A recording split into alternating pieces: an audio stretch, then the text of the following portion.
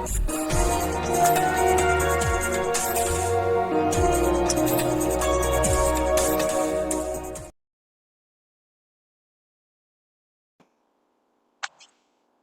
right, Sal Jones. I don't think you need much of an introduction. Appreciate that. Come back to the show. Thank you. Thank you. It's been a while.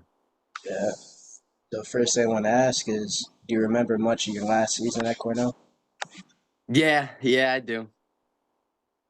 Remember pretty much all of it. Anything that stuck out? My first match was against Meyer Shapiro, at the Binghamton Open. We're really good friends. We still are. But that was a good match. He whooped my ass. I'm not gonna lie. I got majored. He was still in high school at the point. Um, but right after that, he won. He ended up winning the tournament, the Binghamton Open, and then having a great frog year, and then ended up taking third at NCAA's the next year. So he's a good kid too, Meyer. Yeah, really good. Yeah. How'd you react when you made that big comeback and getting concussed during the tournament and then coming back and taking third? I mean, he's one of my closest friends, so I texted him right away. I'm so proud of you, because he's been up and down, up and down. He was up and down throughout the year with some injuries and battling just some stuff, getting weight down.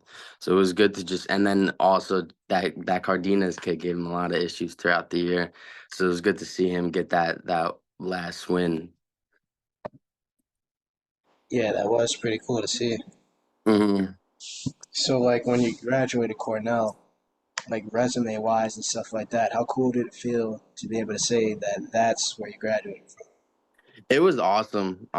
It's where I wanted to go since I was 10 years old. So it was just a dream come true for me when I got accepted. But going through school, it was tough because it was during COVID. So it was my first semester actually was half in person and then a half online because of COVID. And then the next year we lost the season the Ivy Leagues did. So we just completely didn't have a season my third year in college. And then when it was finally in person, everything went smoothly. Besides injuries and stuff, of course, but um, my grades were doing a lot better than when it was online. I could focus more in class instead of just being at home on Zoom, not paying attention. Um, but I mean, it's awesome. I don't like going around just saying, I'm from I graduated from Cornell, but I don't like being cocky and stuff like that because not everyone, but people see it I don't know. To me, growing up, I'm the Ivy Leaguer, blah blah blah. It's kind of cocky, and people look at you a different way if you just go around saying that. So I try to be humble about it, but I mean, it's definitely awesome because my senior year, the team took third at NCAA, so that was an awesome experience as well. Um, just being able to say that is awesome. Yeah. And then they took second the next year. Yeah, that was awesome as So, well. good My little, my senior year, I wasn't able to get down onto the floor to take a picture with the team on the mat and hold the trophy and stuff. But when they took second, I was able to get down on the floor. So it was cool. I wish it could have been my senior year, but it was arguably cooler being for the second place trophy. yeah, the higher place. Yeah. Now they're getting a little closer in the first place. Yeah. Yeah. There's someone at my school that went to Penn State and he knows all the wrestlers and stuff from back then and keep arguing about it. He said he thinks Penn State's gonna win. As soon as I said Cornell, he was like, "Stop." Yeah, they probably are. I don't see how they're not. But I said, "Who's beating Meyer?" He's like, "Stop with that foolishness." Yeah, I don't know. I'd love to see Ja'Cory and Meyer. I'd love to see that match. I mean, as New Yorkers, we probably should be rooting for Corey, Yeah, yep. I especially grew up you, with Ja'Cory. Yeah, yeah. VHW. actually wrestled him once, so I know what the deal is. Yeah. He's so good too. That'd be cool to see. Mm-hmm. But it'd be hard for you to root for anyone because you're from Long Island, but you went to Cornell. Yeah, yeah, I think Myers' like length would give Jacory a problem though. So yeah. tall. Meyer's strong too. He said in interviews that he doesn't really think he's all that strong, but people tell him that. He is. He's strong. So he like Like strong, shocking. so he's not like deadlifting a bunch of weight or stuff like that in the gym, but No, no. He's more like he doesn't really do functional training, but he's like more that type of style. A lot of dopamine bands. He's a wizard with that yoga ball and what he could do the movements with. He yeah, started a whole movement with that. yeah. And he's like big and tall. He's not like short, Yeah, yeah. compact. So for him to flip around like that, Mm-hmm. it's crazy. He's perfect size for 57. Yeah, definitely is. So now after Cornell, you got a coaching gig. Talk about that. Yep. So right after Cornell, I got a job in Ithaca, and one of my friends who I was roommates with at Cornell, he became the head coach at Lansing, which is where Kyle Dake went to high school, where Coach Cole's kids went to high school as well. And I was his volunteer assistant coach last year, so got to go to tournaments around New York State, help coach kids. We had one kid make the state tournament, Owen Clark, Mitch Clark's son. So that was exciting. And then there's a few kids on the team that are tough. Evan Shields is a tough kid. Um, Another kid, Aiden, who's tough. I'm hoping they all went up in weight this year, so I want to still follow them and hopefully see them at the state tournament. But after that, now I coach at a club in Frankfort, New York, probably like 15 minutes from Utica. Um, all the way elementary all the way up to high school. So right now I have three classes going on since the season began.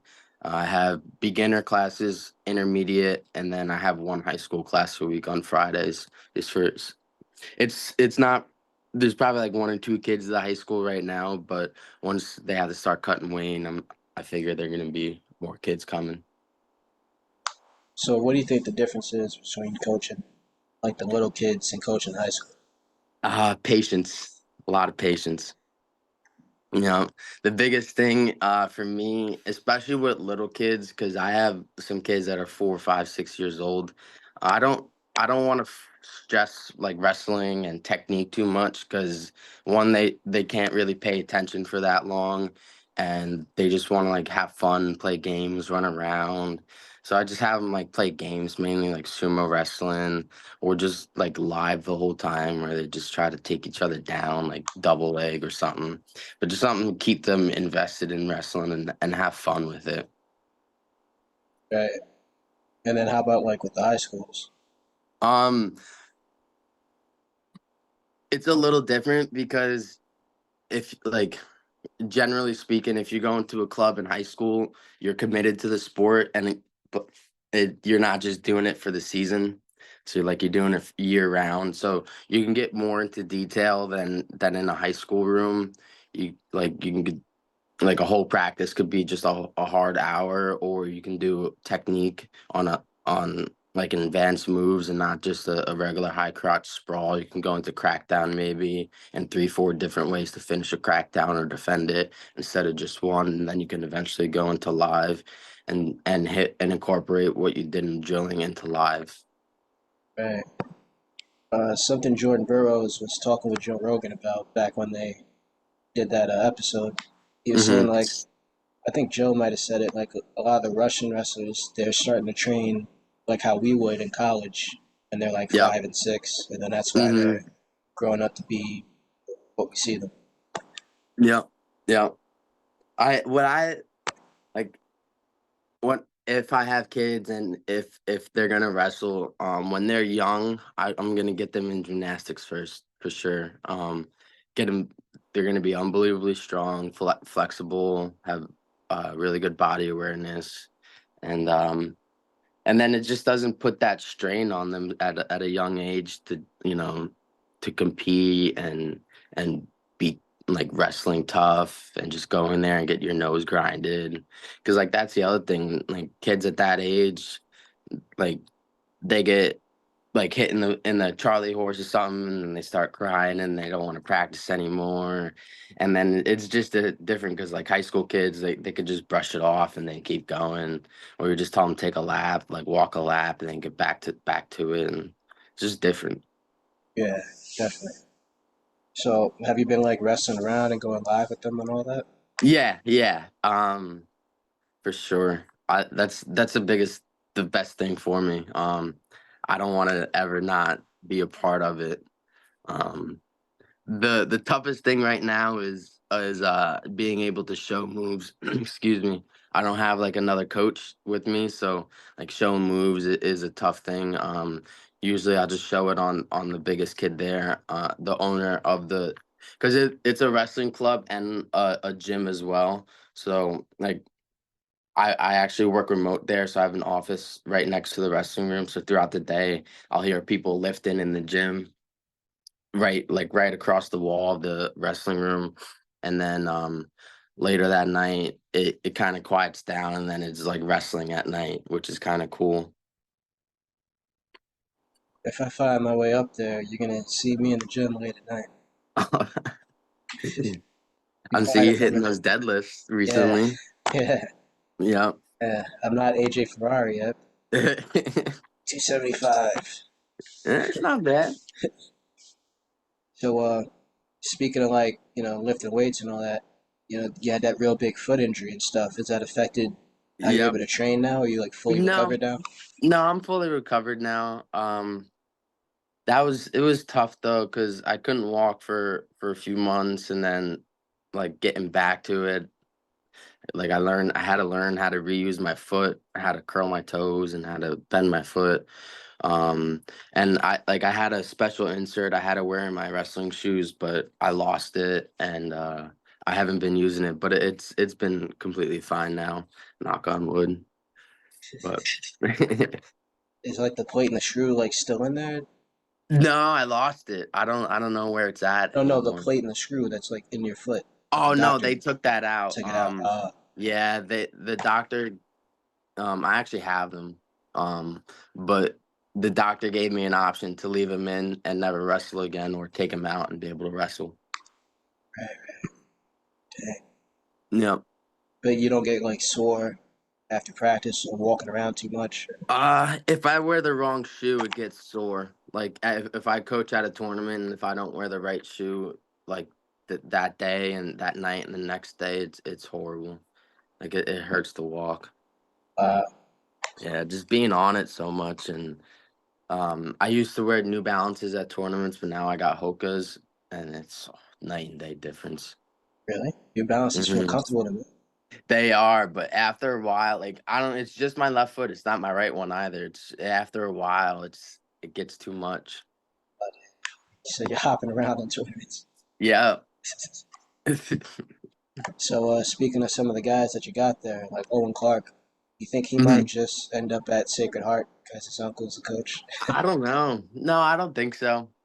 Um, I don't know where he doesn't. He's young. He's only in 10th grade, so he's got some time. Um, He's I feel like he's gonna have a breakout year this year. He's made it to states twice now. This will be his third year, so I'm excited. He's strong. He's another strong a kid that's real strong, like surprisingly. I What mean, about he's good on, huh?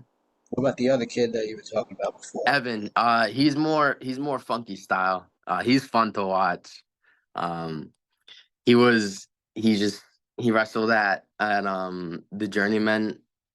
Uh, the Phil tournament, the one before the main event, and he didn't make it, but he's just fun to watch. He's hitting kids. He had a kid with spladled twice in one match, and just stuff like that. Super ducks, and it's just exciting. Nice.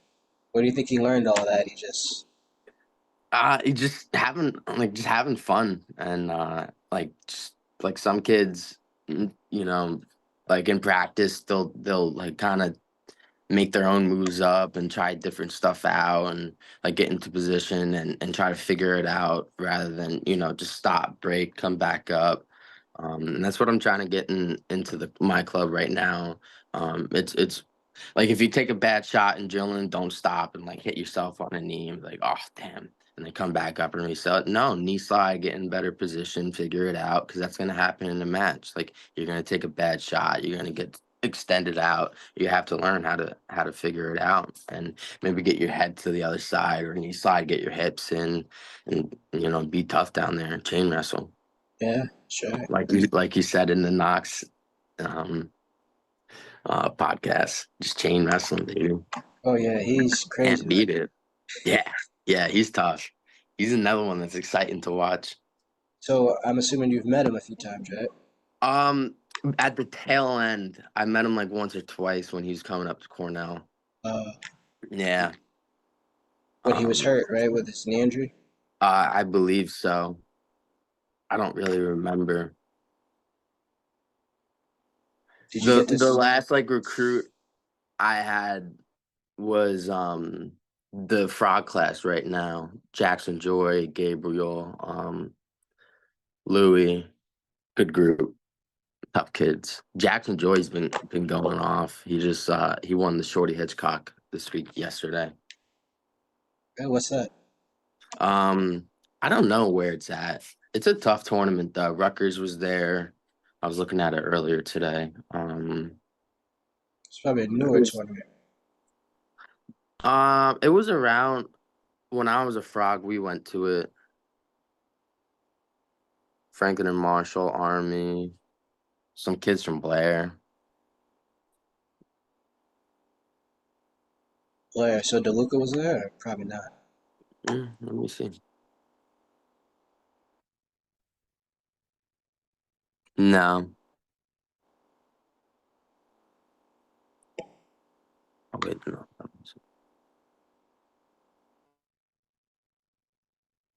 No. Sounds. They had a kid win though. Oh wow.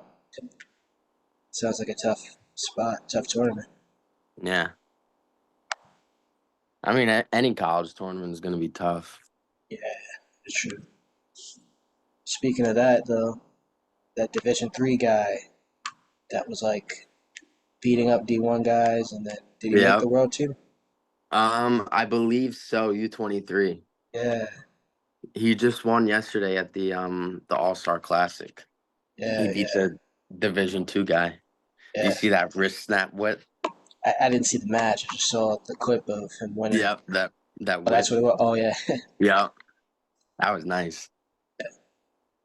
So like, how do you feel about like the different divisions? Do you think it's all like coming together now? Like everyone's kind of getting to the same level?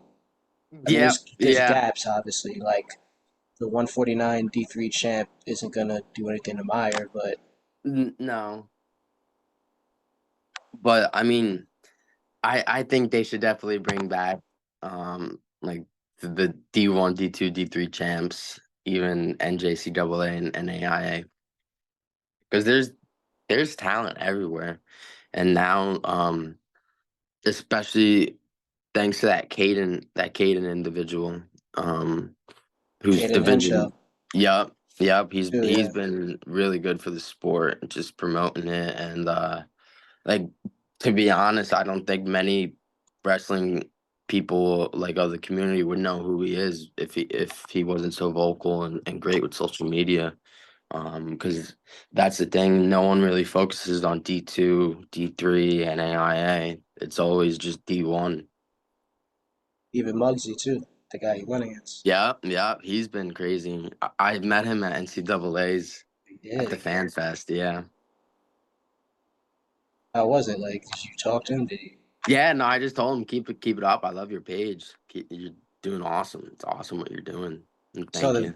you saw the video when he met Jordan Burroughs' son, Beacon, Yeah, and then he said his name's yeah. Beacon. That he acted normal. Then when he said the last name, he started acting crazy. did Uh, you watch that one? Caden and Muggsy, I didn't see the that match match. because it wasn't like a real match. So, I mean, Yeah, I didn't see it either. I just saw highlights on Instagram. Watch it. I mean, it's not on I Flow, don't even know where it was at. No, but I like Jo and Bryce Andonian just wrestled on something too the other day. oh, wow. Speaking of Brass Andonian, PJ PJ Yeah, Duke had something for him. yeah. PJ Duke's a monster. Yeah. Like, He's the truth. why are these high school kids getting that good though? I don't know. I don't know. It's crazy. Jax Forrest beating Thomas Gilman, who's Like third in the Olympics. I wonder if like when we were in high school, if we had the rule where we were able to compete in college, if it would be like the same thing. Because like Vito, Yanni, Ja'Cory, Jake Silverstein, Buciello, like all those kids, like from New York at least, like I feel like could compete with college kids. But at the same time, it's like really though. Like at that time, Kyle Dake was in college, David Taylor was in college, like just killers were in college. So I don't. It's like it's fun to think about that sometimes though.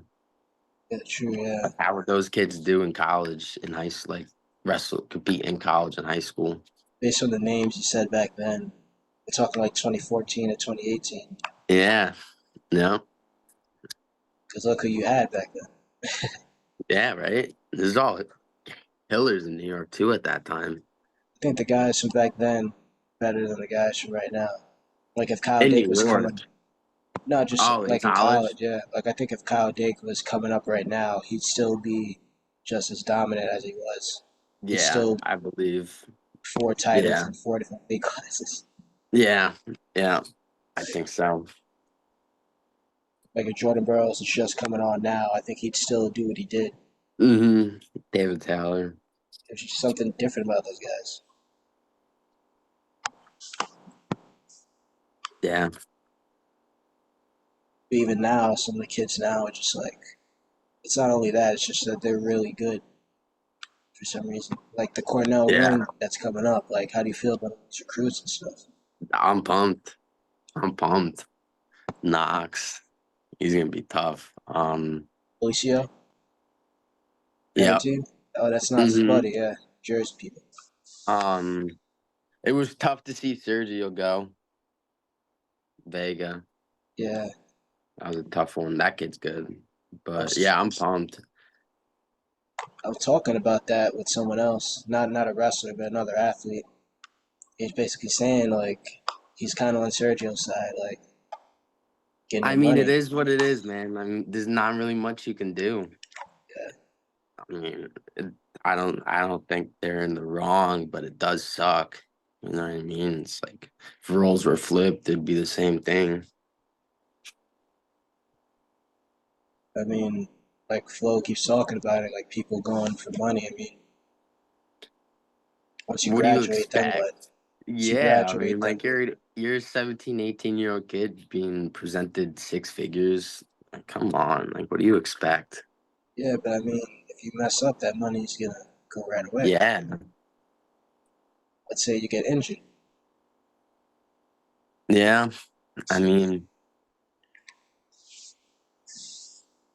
we thought increasing the scholarships would help too, but look at Campbell. oh, they They got shut down. no, they just reduced the amount of scholarships. Oh, that's right. It's just like damn. Campbell's their top program. They have all Americans. They had one last year. Their heavyweight just beat Nick Feldman. Yeah, some schools care more or less about wrestling. It just depends. Yeah, it's what the money sport is. I think it'd be cool if some D3 schools went D1 though. Yeah. So there's many D3 schools, not too many D1. I think if they went up, that'd be kind of cool. There's a I saw a list of a few schools that went up divisions. One school in particular, Thomas More, went from NAIA to D3 or D2, which is cool to see. Do they have wrestling or no? Yeah, they do. Actually, a kid that I was teammates with my first frog year, Ryan Moore, he ended up going there, and he was a three-time national finalist for them. And that's the thing. Sometimes people might see the writing on the wall. They know that they're good, but they understand that probably not going to get in the lineup. It's probably a gap. It's So tough. It's tough. he's Anywhere you probably go, you're gonna have competition. he's probably enjoying those three NCAA Yeah. trophies that he has Yep. that he probably wouldn't Yeah. have had if he went to Cornell. So Mm-hmm. Yep. some people don't know till they're there. Sometimes people just want to stay there just to be a part of it, just to say they wrestled for this school. Yep. Like I had people ask me like, did you ever think or would you do you hope you would have like switched schools to somewhere where you would have started or like gone threes where you could have placed? And like no, not really. My goals was Cornell and I achieved it. And even if I didn't get to start, I had opportunities where I did make the starting lineup as a backup. And I mean, I was on a team that took third, so like but there's other people that look the other way where it's like they go to a school and they think they're going to be starters and it's not what they hoped, so they go to a school where they can be and it's great for them and just people are different, you know what I mean? They have different outlooks and different goals. So I obviously wanted to be a starter and make the NCAA's and an All American and win it. But I mean, you like for me growing up, realizing that like some goals are very achievable, but some goals are achievable to a certain extent, and learn how to change those goals at certain times to not only and like to save yourself too and like your mental health. And sometimes like if you don't like achieve a goal, it's tough on yourself and you beat yourself up and then sometimes you just got to change it. Like I remember the phone call with my dad when I told him I didn't want to wrestle after college and I'd rather just get a job and go like earn money. And I broke down crying, and he was like, "Why are you crying? It's okay."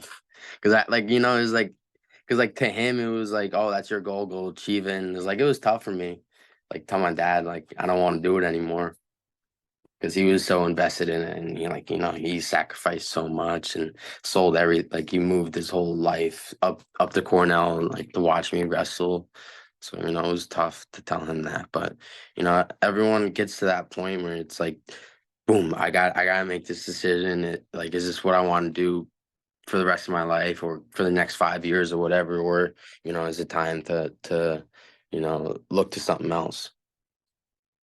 And by doing that, it doesn't mean give up wrestling, but by whatever means, could always be a coach.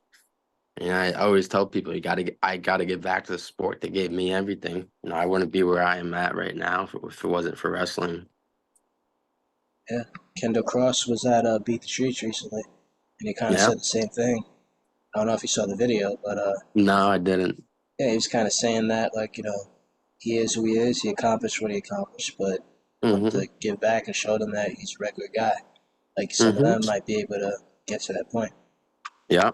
And like that, and that's the other thing too. It's like what I'm seeing going to tournaments and now being a club coach. It's a lot of coaches try to like didn't live out their goals in high school or college and now they're trying to live it out through the kids they coach. It's like it's kind of like you don't want to do that because then you're just putting too much pressure on the kids and it may not be a good look for you and you're supposed to make them reach their goals, and like if they want to win Super 32, help them win Super 32 because just because you didn't win it doesn't mean that you have to make them win it. Like if they don't want to go and they rather go to Freak Show or Journeyman Fall Classic, let them go to that. I don't know.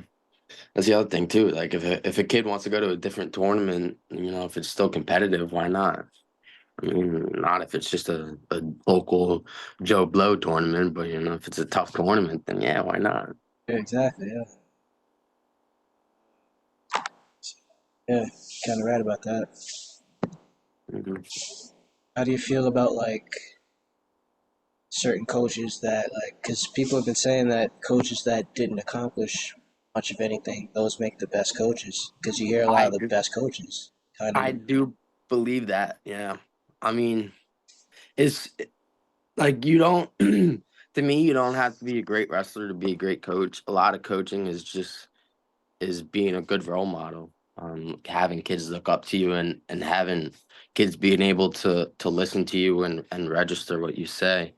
Um, like, uh, I don't know. Like you could be the best wrestler in the world, but if you have the wrong attitude towards kids and towards the people you coach, they're not gonna look up to you, or they're not gonna really listen to you. They may like go in, listen in one ear or out the other, and blow it off, and maybe blow you off in the corner or something. You like, to me, you gotta bond. Like I still talk to all my coaches, like now that I'm older, like I look at them still as my coach, but more, like now more as a friend. I go to them for advice. Just talk to them. It's nice. So like I just want to leave like that kind of impact with kids. Like with the Lansing kids, the one kid Evan Shields, he was at the Journeyman Fall Classic, and his dad was gonna coach him. Like I'll go coach him. You know what I mean? Like every match he wrestled, I was in his corner. Like just like that kind of stuff. You're never too good for anything. You're just another wrestler. You know what I mean? You did everything else these kids are doing right now. You've been through practice. You cut weight. You had coaches yell at you, scream at you, get in your face, kind of like they don't mean it, but like that, like degrade you, and like right after a match you lose. That was stupid. Blah blah blah. Why would you do that? Said just give the kid 5 minutes, let him regroup himself, and then go talk to him. Let both of you calm down. That's my philosophy. Yeah, that's right. Yeah, I hate seeing coaches do that. I mean, like sometimes you need it. Like sometimes if you make a real bad mistake, there's just times where like, why would you do that? Like, come on, think better. You're way better than that. But it's like there's other times where it's just a hard fought match, and it just wasn't your match that time, and we got taken down. And it's like let the kid think about it for a little bit. You know what I mean? Like he's gonna be way more receptive if you have a calm demeanor about it compared to if you're just screaming in his face. Because most of the kids are gonna get that from their parents anyways, Right, especially right. if Long Island, Jersey kids, like they're gonna get it. Believe Watch, me. watch the grind. You ever saw that show? Mm-hmm. That kid that keeps talking to his son any kind of way. That guy. Mm-hmm. Yeah, It's like I don't know. You're always gonna have that too. But and you can do I about mean, it. like now that I'm a club coach, like that's another thing. Like, look at the parents. And that's a big telltale sign of how the kid's gonna react act in the room. Yeah, that's true. Like pretty much all my kids, their parents stay and they watch practice. I mean, but like they're not really like yelling. Like if I catch them yelling like through the window, I'm gonna tell them like, "Yo, relax." Like the kid's just gonna be staring at you the whole time. He's not gonna want to wrestle. I mean, like you gotta like I'm here for a reason. Like I'm the one who should be telling them that, or like not even yelling. But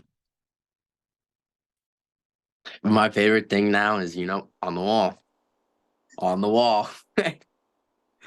Used to hate hearing it, but love saying it.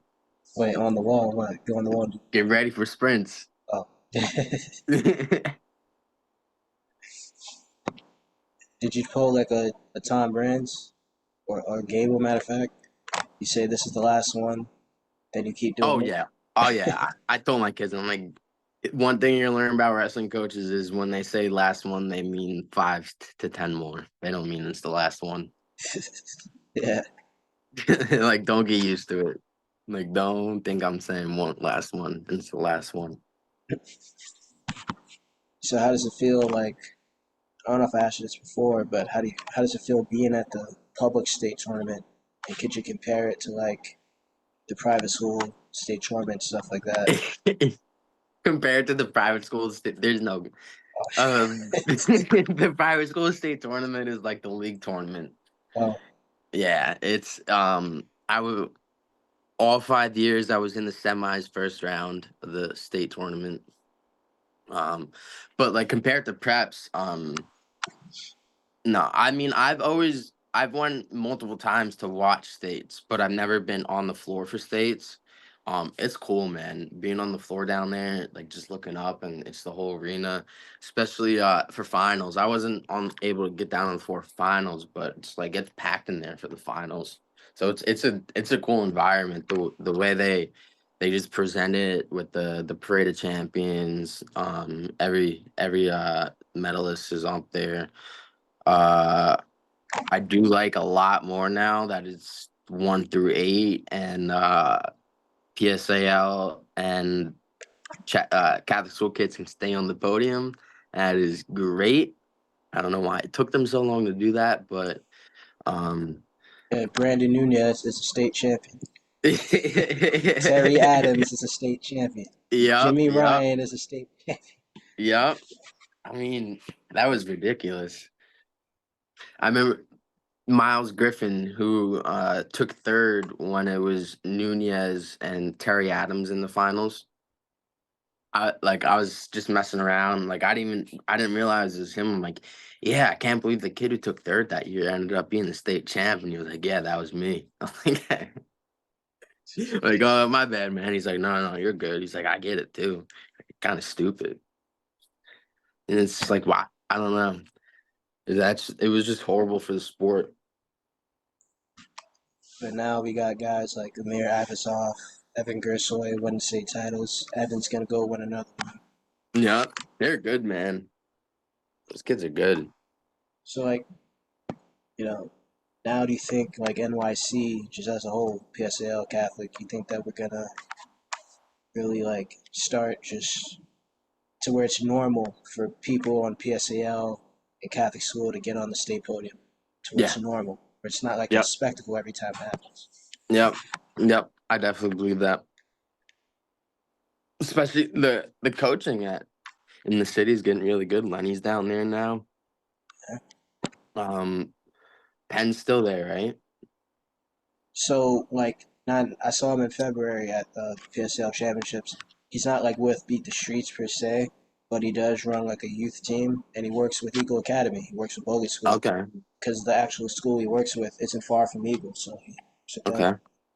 Is Bogey still around there? No, but somebody told me that he's in the rafters now.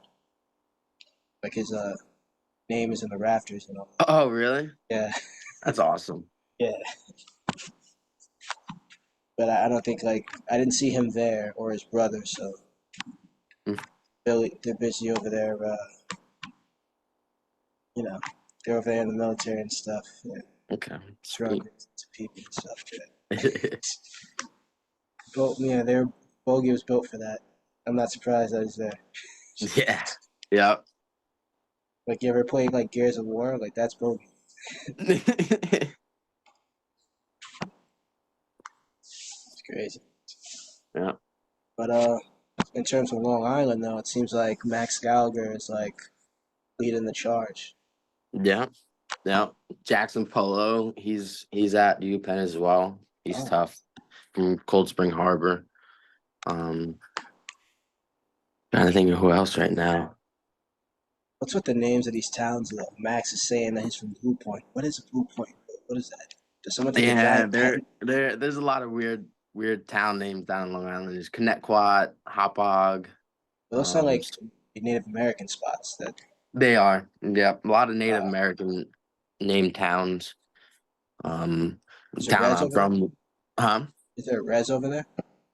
Yeah, I believe so. Out east more, or there used to be. I'm not 100% sure.